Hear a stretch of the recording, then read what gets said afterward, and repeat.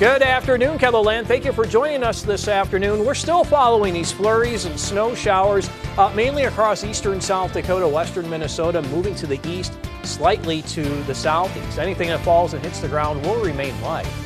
Temperatures are in the 20s and 30s at the moment. Will remain cold today, with a lot of us in the 20s. We'll continue to follow these flurries and snow showers. I'll have more details on your forecast coming up as we begin midday in KELOLAND. Live from KELOLAND Media Group, midday in KELOLAND. A Sioux Falls man arrested in connection to a Saturday stabbing in central Sioux Falls. Plus, feeding the hungry is a year-round mission. I'm Danya Backus with the increased holiday demand on food pantries across the country. Good afternoon and thanks for having us in. New this midday, a 51-year-old Sioux Falls man arrested for murder in connection to a weekend stabbing. Aligba Lipsy was arrested on Sunday. Lipsy's charged with first and second degree murder as well as manslaughter and 3 counts of aggravated assault related to the central Sioux Falls stabbing. The Sioux Falls Police Department says there's a possibility that the weapon used in the crime has been recovered, but is still undergoing testing. The alleged victim and Lipsy knew each other, according to police. Lipsy was on parole for other unknown crimes. A Sioux Falls man and woman are behind bars after a 5-year-old boy showed up at daycare with serious bruises. 37-year-old Joshua Manzanares and 26-year-old Samantha Meyer face 2 counts of abuse or cruelty to a minor. Manzanares is also charged with aggravated assault, accused of hitting and choking the boy. The 2 are scheduled to be in court this afternoon.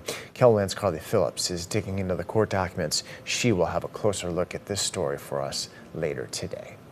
In weather, pretty chilly out there. We have snow falling in parts of our viewing area, Scott. Yeah, Sioux Falls may be one of those in a little bit. We're following some snow just to the north and northwest of Sioux Falls. This is moving east and to the southeast. I mentioned before, any accumulation will stay light, meaning probably less than an inch, but it can be enough to coat the ground, maybe give you a couple of slick areas here and there. You can see KELOLAND Live Doppler HD, Del Rapids to the west and southwest. Looks like a band of snow moving through there. It does extend north toward Brookings, Arlington with a couple of flurries and snow showers. We've been following the light snow since this morning in and around Watertown, Clark, Webster yet again with the light snow showers continuing at the midday hour. Here's a look at Watertown. Rather nice scene, isn't it, Dan? You mentioned that earlier when you walked in. You saw Christmas there. movie, That's what Scott. I was looking for too. Looking rather nice in Watertown. Temperature at 20 degrees. Now this is Mobridge, enough there to cover the ground with our snow that we had earlier. Right now we do have cloudy skies and temperature at 27 degrees. Currently 25 in Pierre, and we have sunshine in western South Dakota. Rapid City at 32.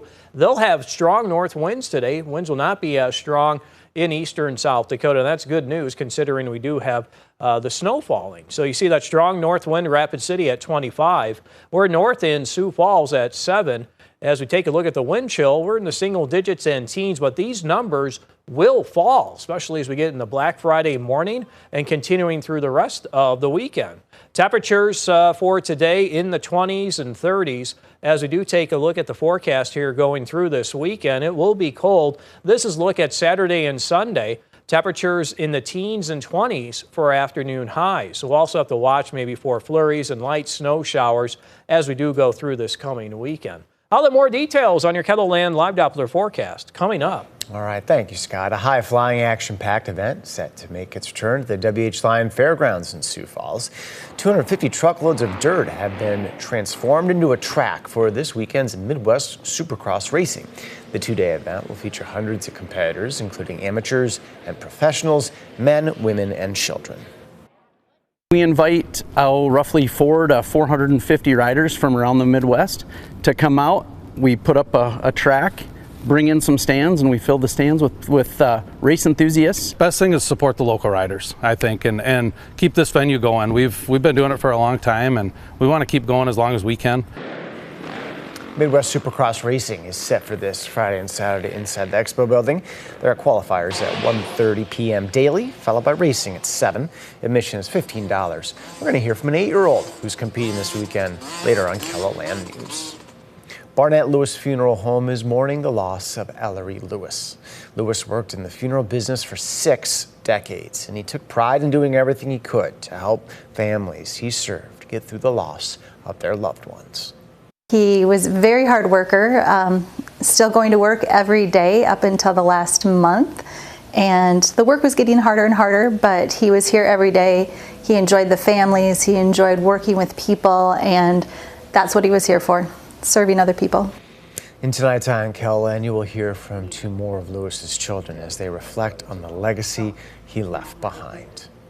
Demand for assistance from food banks and pantries across the country is up this holiday season, with many folks struggling under the weight of inflation and high grocery prices. Dinah Backus takes a look now at efforts across the country, including a long-running California pantry that feeds twice the number of families it once did. In food banks and pantries from the coast to the low country, it's crunch time. This is an incredibly busy week. And then it ramps back up again as we head into Christmas. 2 more boxes. The run-up to Thanksgiving is typically hectic, but demand for food assistance has been high in many places, like here at the Santa Clarita Valley Food Pantry all year long. The amount of people that have come and signed up every week, it's astronomical. Some days it's 10 new families. According to the USDA, in 2023, more than 47 million people lived in food insecure households, and more than 50 million Americans turned to food assistance programs for help. People will eat crackers so they can stay in their homes. And so what we hear is that we're the last kind of bastion of hope between them becoming unhoused and them being to stay housed. The food is free for those who request it. This is one of the most helpful things to have around this time of year because, we don't have a lot of money and they provide food for us and they're really nice people. A recent analysis of the top 300 food banks shows the very biggest are getting bigger to meet growing need, but most food banks like this one are relatively small.